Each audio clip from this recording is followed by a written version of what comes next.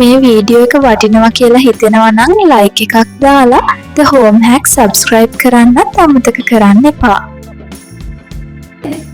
අද අපි හදන මේ රසවත් පනීර් බටර් මසාලයකට අවශ්‍ය වෙන්නේ කොටු කපාගත් පනීර්, බටර්, තක්කාලි පියුරි, තක්කාලි, ආලි, ඉඟුරු සුදුලූණු පේස්ට්, නැවුම් ක්‍රීම්, ෆ්‍රෙෂ් ක්‍රීම් සහ ගරම් මසාලා ඇතුළු කුළුබඩු කිහිපයක් විතරයි.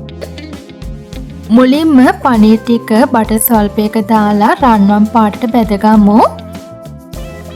පස්සේ වෙනත් පෑන් එකකට බටර් දාලා ඉඟුරු සුදුලූණු සහ තක්කාලි එකතු කරලා හොඳ ග්‍රේවි එකක් හදාගන්න.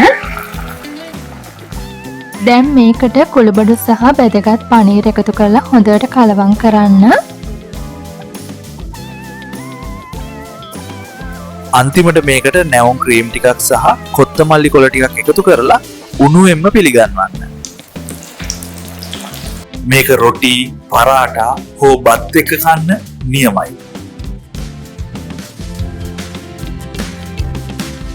දැන් අපේ channel එක subscribe කරලා bell icon එකත් click කරන්න.